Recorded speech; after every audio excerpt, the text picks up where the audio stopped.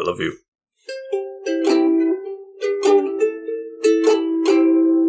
Hello, and welcome back to a very... the beginning of a very special playlist. Yes. That's what I wanted to say. Yeah. Yes. I am the Green Traveler from Gorsh. And I am the Faceless Leon. This is a podcast about movies and TV. We are here talking about, yes, a brand new playlist. We went to you, the couch potatoes out there, and we asked for your participation in voting for what our next playlist is.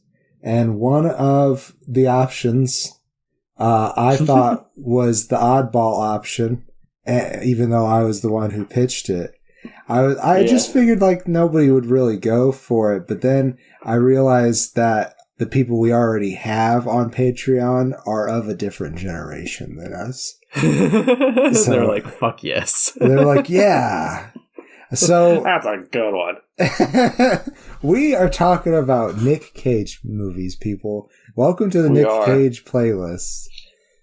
Here we are. It's going to be exciting. We're highlighting a single actor's career, and it's the god himself, the god of acting, Nick Cage. The one true god. I love him.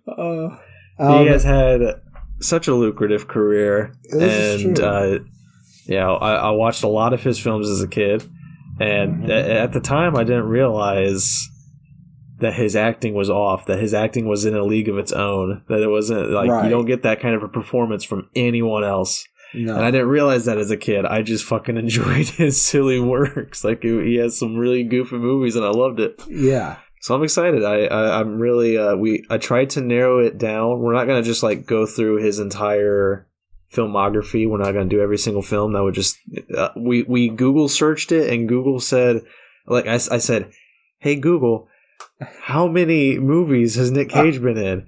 And Google responded, about 112. Like not even Google. Yeah, not even Google can figure out if all of his movies are actual movies. It was just like about 112. Like it could be 115, but 3 of them are iffy. Like who knows? Who knows? We haven't tried to count. He wasn't credited in this, so. That could have actually been it too. Is he might have just a bunch of uncredited cameos and shit, and it's just like we don't honestly know. He also did start his career as Nicholas Coppola, so that could be part of it too. I don't know. Part of the famous film family. Francis Ford, Sophia, Nicholas. So we are here talking about Cher in our Nicolas Cage playlist. Yes, we are. This movie, Moonstruck, stars Cher as Loretta Castorini, and this movie is about Loretta. I really kind of feel like Ronny Camameri. I'm gonna get this right. Katamari? No, Camariri. Oh man, Camara. Hold on, let me pull it up. Let me see if I can get confused with you. Camarari. Ronny Camarari, Nicolas Cage. I'm probably gonna. Well, Ronny works. Anyhow, Ronny this works. character, he is, Cher. It's Cher, Nicolas Cage. That's how the billing is. But honestly, Ronnie's like hardly in this movie. He's got a decent amount. He showed up within 20 minutes.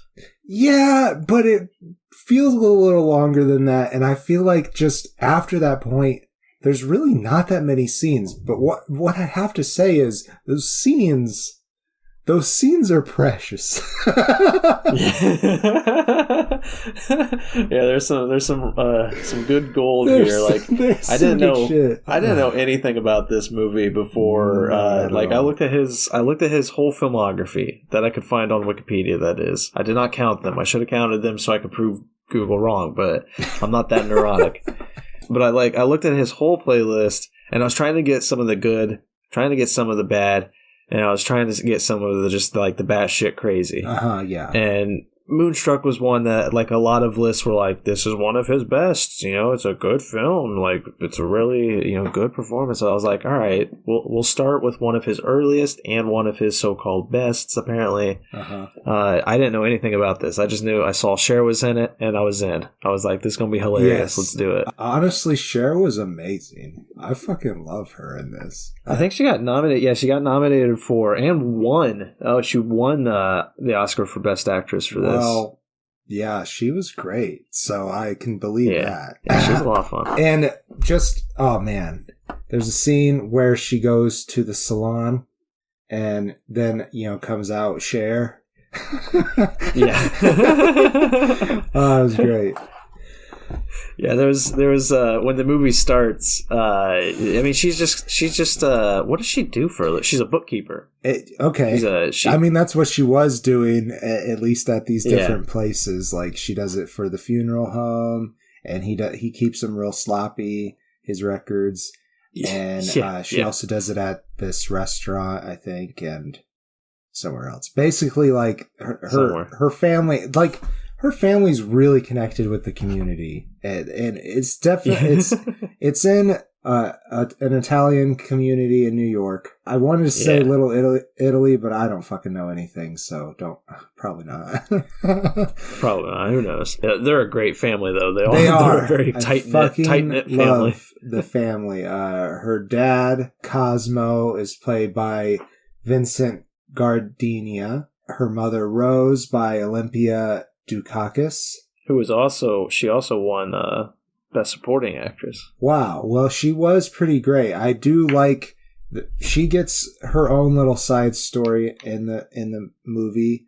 We'll a lot of them do, actually. Yeah, they really do. Like, I love how fleshed out the family is. I honestly really kind of was surprised how much I enjoyed this movie. Honestly, Nick was the strangest part.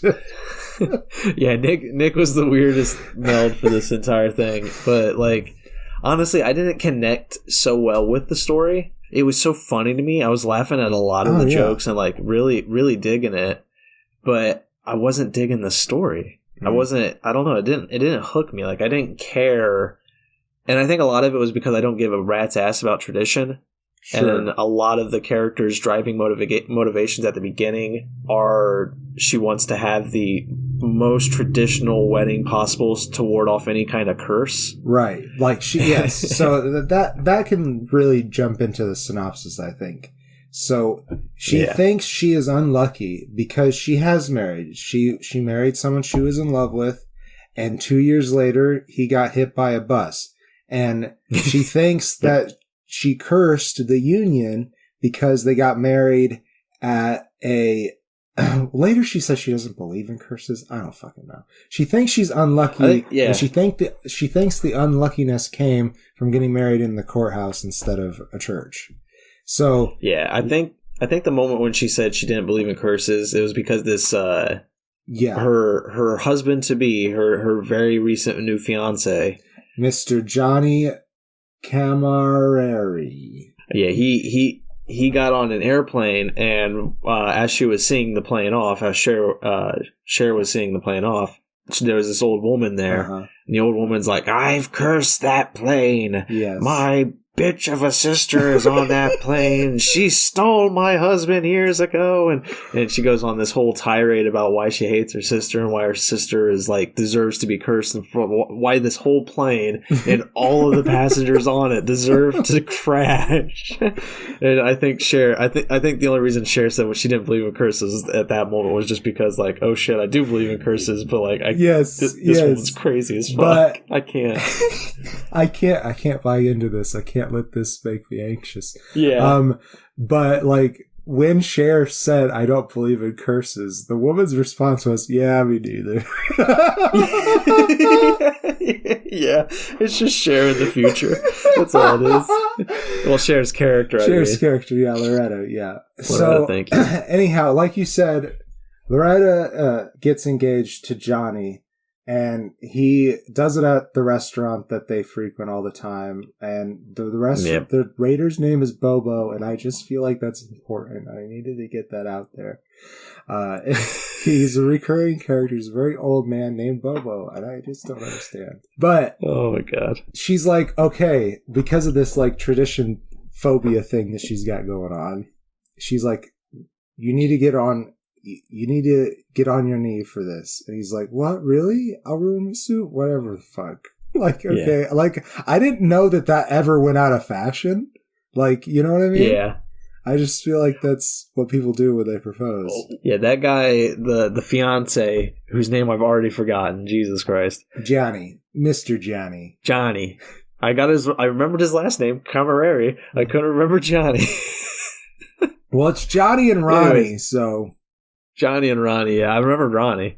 Yeah, that'll help me, actually, now that they're rhyming. I can remember that way. Thank you. You're welcome.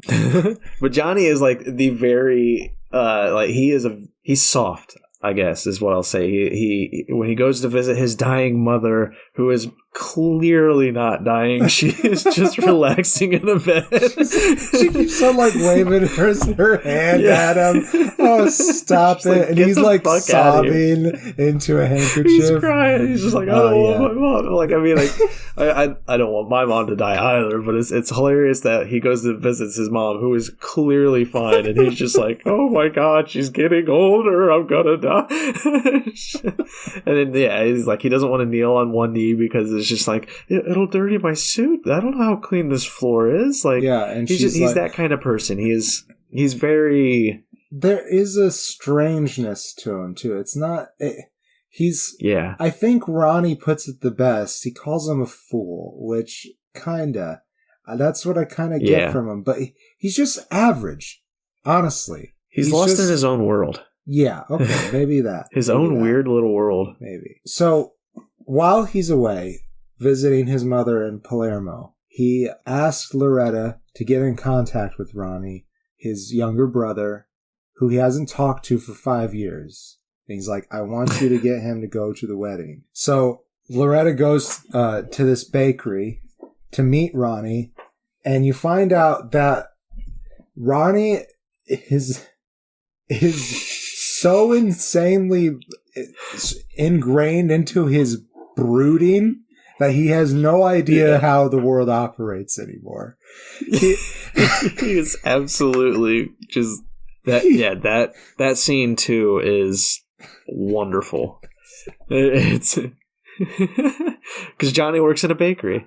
Ronny works at a bakery. Well, yes. No, maybe is it not a bakery? Is it a butchery? No, he works in a bakery. It's a bakery. Okay. Oh yeah, it's bread. Yes, that's right. Bread. It was bread that he was cutting.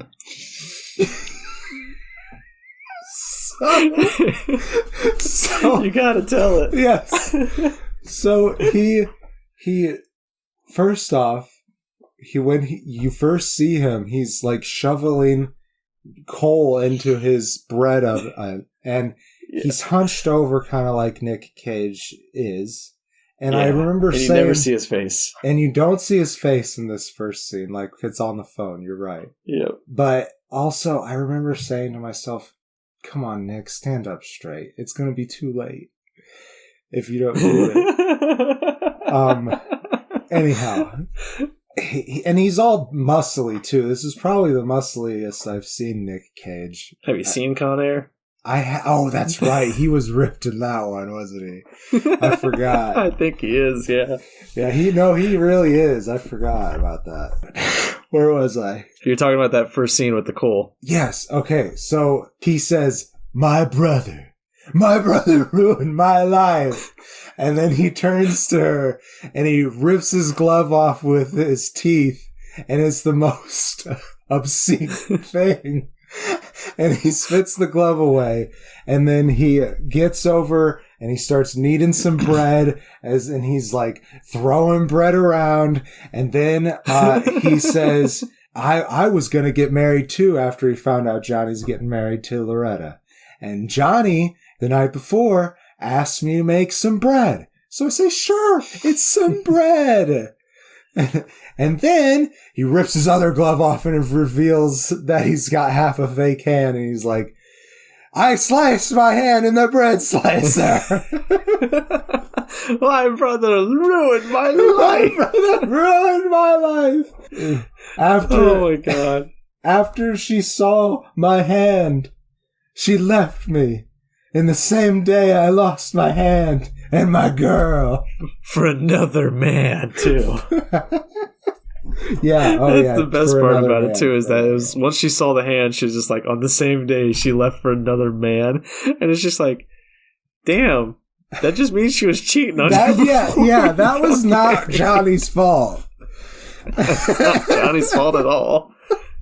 Oh my god, it's so funny. But like that's where I started really enjoying it, because I was enjoying the family. There's some really good, cute moments with some of the members, like we talked about the bar couple. I think the shop at the shop. I don't think we did in the episode recording. I think we did. Oh, okay, that's right. But they're just such a cute couple, and like she walks in on the shop couple having a fight. Yeah, and like not like a physical fight or like a very loud yelling or anything. They're just like they're going back. They're bickering. They're just bickering, like a married couple bickers every now and then. Right.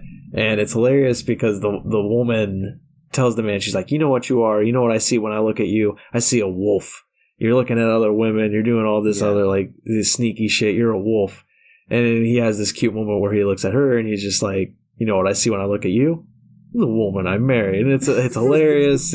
Cher laughs. They all, how the couple reacts to it is funny. Yeah. But, like, that is the epitome of Nick Cage. He is a wolf. Yeah. In this movie, he really is 100%. I mean, yeah. And I guess that makes Johnny just a tiny little puppy dog. Like, maybe he's just a cute little indoor puppy dog. That might be true. He definitely is a heightened character. Like, I don't feel like the creation of this character, Ronny. I feel like that Norman Jewison had some hand in how heightened the character was. Like, his hair, like the side of his hair is even like tufted up, like Wolverine a little bit. Yeah, a little bit.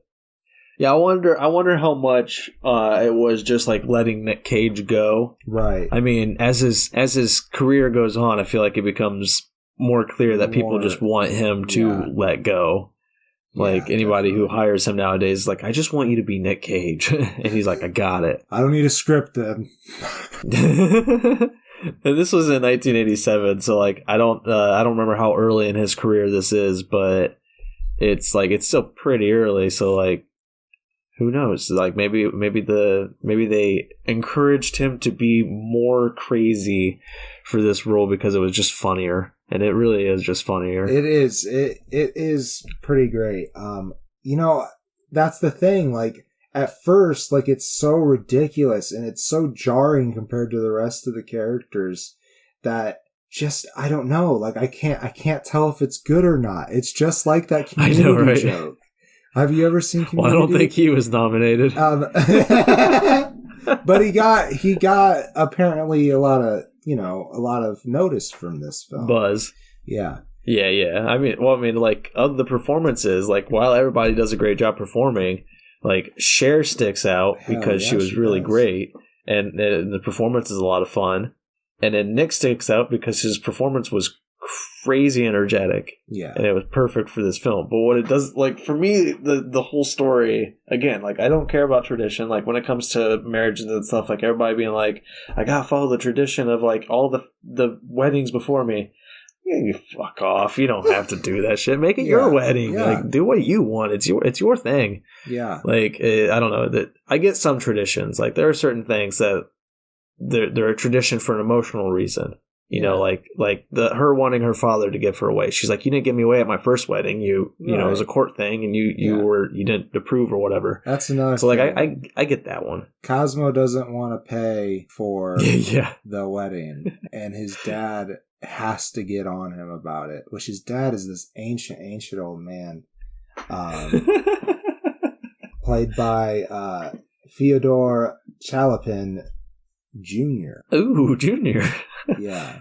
It's funny. It's just like the story, just I struggle to connect with it because I don't understand why Loretta loves Ronny. Yeah, I don't understand that either. Like, she's drawn to him for some reason. Maybe just because he is so dramatic. Maybe she finds him kind of funny and endearing.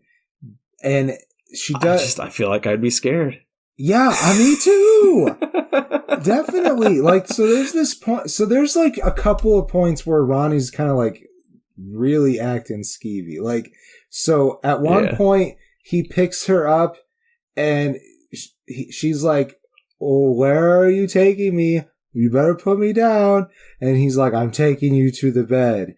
And she's like, "Oh, fine. I don't even care anymore." She just gives in. So and that time I was okay with it. But like, if he would have kept on carrying her to bed after she said no thank you, then I would have been not happy about that scene. But later on, like, he tries to get her to come back upstairs with him again. He's really pushy at that time around. And she's trying not to. Like, she went to the opera with him, and she even got all dressed up for it, and that's why she, got the Cher makeover, the Cher over, whatever you want to call it. And she actually enjoys it. She, like, balls her eyes out at La Boheme. And, like, that's how the show opens, too, with these people moving scenery boxes into the theater. And I'm like, oh, wow, this is very, very familiar. I work at an opera house. I believe I've said before on the show. So why is it called Moonstruck? I feel like that's maybe the last thing we really need to talk about with this. So she's got... That's why I'm okay with that first one. The first time he's pushy. Right. And he's just like, "I'm carrying you to bed," is because they're moonstruck. Yes. So the reason it is called Moonstruck, her uncle... Raymond, Louis Gus, his picture is not up on IMDb, but his wife, Raymond's wife, Rita, Julie Bovasso, is. So he is her uncle from her mother, and Rose and Cosmo, they went to like high school together and everything. They've been together basically their whole life. And so when they were kids, Raymond remembers this giant moon, as big of a house, that woke him up. Yeah. And he walked over to the window and he looked down, and there was Cosmo looking up at Rose's room. And he said, "Cosmo brought that moon. That's Cosmo's moon. Why'd you bring this moon and wake me up, Cosmo?" And it's a funny story, and I thought it was really cute. And then that night with Loretta and Ronnie, that moon is in their room. And it also cuts back to Raymond and Rita's room. And he said, "Hey, that's Cosmo's moon again." And then they make love. And then you find out that Cosmo's cheating. Yeah. But I mean, his wife too, like, she's not physically, like, actively sexually cheating, but she does have that one date with that one guy. But I mean, that's not, and I wouldn't even really call cheating. It a date either. She met them there, had a conversation with them, like a honest human conversation, and they did have some obvious attraction, but she never crossed any line. The only time he crossed the line was to ask to come in. He's like, "I'm so cold." The dad from Frasier. "I'm so cold." Tried so hard. Secret review of the dad from Frasier. Oh God. Yeah, and then like I can accept that a big, beautiful, fat moon hanging in the sky causes Cher to be Twitter-pated. Yeah, but I don't get the relationship. And, like, I don't get any of her relationships because, like, she even mentions because she, like, has no attraction to Johnny. Yeah. And, like, she even tells her mom, because her mom's like, "Do you love him?" And she's just like, "No." She's like, "But you like him?" "Yeah, he's okay." Yeah. And she's like, "All right, I guess that's good enough for marriage." And I'm just like, Jesus. I think she said, "He makes me happy and he's nice." And, she thinks, like, this movie was made back in the 80s. She's I think 39, 38, she says. And she thinks that she's running out of time. That's what the opinion was. So yeah, man, I get it. I got a 40-year deal. You know, if I hit 40, I got to marry a guy, and that's fine. But like, I don't know. It's just like I like the guy. I like him a lot. So, so it's like I get our relationship. I don't get her relationship. She's just like, yeah, he's all right. Like he's okay. It's okay. She's just like she's walking into a deal just because this guy's willing to walk into a deal with her, and it's like that. It's just doomed for failure. So okay. Let's do closing statements, and I'll start off with I liked this movie. I give it a face. It's not a face and a half movie. I think I will watch it again because the performances are really interesting. And that last scene at the table, that scene is pretty great. But I also feel like it shouldn't quite have been the end of the movie. You know what I mean? But they do wrap it all up in that scene. Yeah. But it's a very, very weird scene. I feel like they just needed more to justify the relationship, like you said. But anyhow, in this scene, the grandfather confronts Cosmo about the wedding. Rose asks him to stop cheating on her, and he agrees. Yep. And he also agrees to pay for the wedding. And then Johnny shows up and he says, my mother miraculously recovered and I can't marry you. And he said, I will need my pinky ring back. It's a pinky ring, by the way, that he used to engage. Right. Like, I'm going to propose marriage to her tonight and I'm not going to bring a ring. This is not America. I don't know what this guy is doing. So he says, I can't marry you. Then he asks for the ring back. As soon as he gets the ring back, Ronnie's like, Loretta, will you marry me? I'm sorry, this is definitely spoilers. But, yeah, it's fine. But the thing is, it's such a weird scene, though. So what I want to talk about in my closing statement for this film is that in the beginning, when Johnny proposes to her, she makes him get down on his knee. And then in this scene, Johnny is down on his knee as he hands his brother the ring. And then Ronnie does not kneel to offer Cher the ring. And I just want to know what they're trying to say.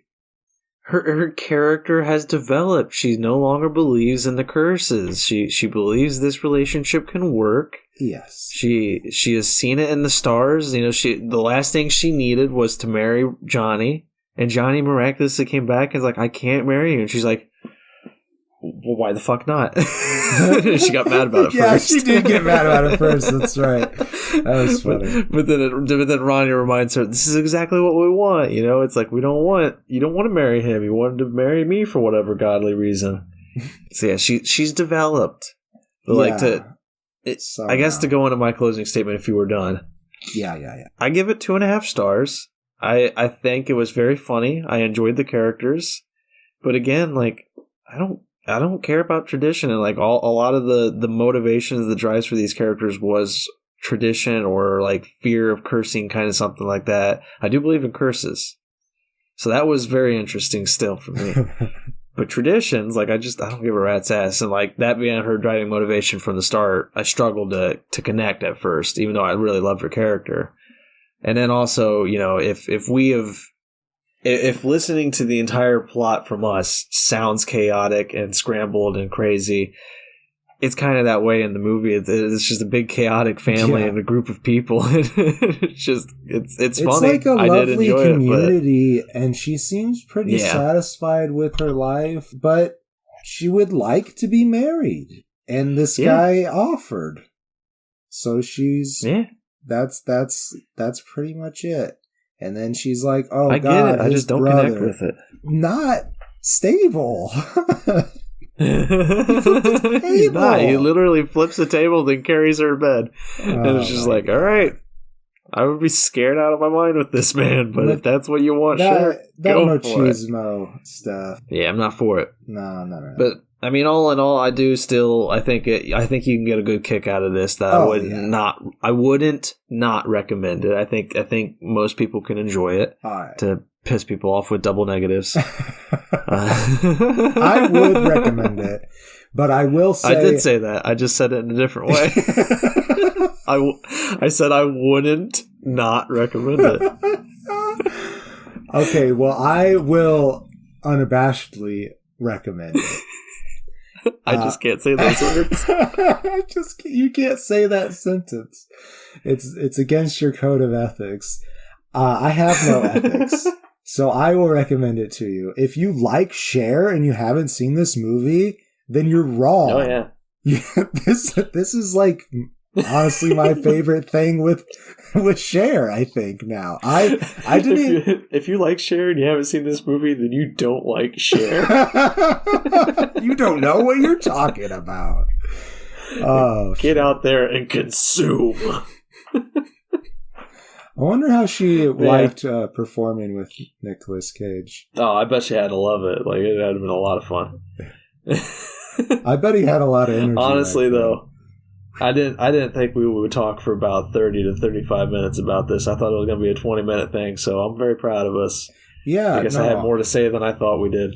No, I was surprised that like we weren't. All of a sudden, it was 22 minutes in, and I was like, "Oh, well, maybe we should think about ending this." But I'm like, "Wait, what have we talked about?" All right. So yeah, minute 22. Then I'll highlight everything after minute 22. Just delete. We'll just end it right there. No, I'm sure that's been the show. I'm sure that there's been some interesting things. I've been the Faceless Leon. I'm the Green Traveler from Gorsh. Thanks for tuning in, Couch Potatoes. Thanks for listening. Safe travels, and good night. Green and Faceless on the Couch is a proud production of Fiction Works 19. If you like the show, please show your support by rating and reviewing us on Apple Podcasts. Like, follow, subscribe, wherever you might listen. We also now have a Patreon account. If you feel so inclined to support us in a financial manner, please become a patron by visiting patreon.com/greenandfaceless. You can also find more information about us on our Facebook account or on the Fiction Works 19 Instagram account. Thank you so much for listening.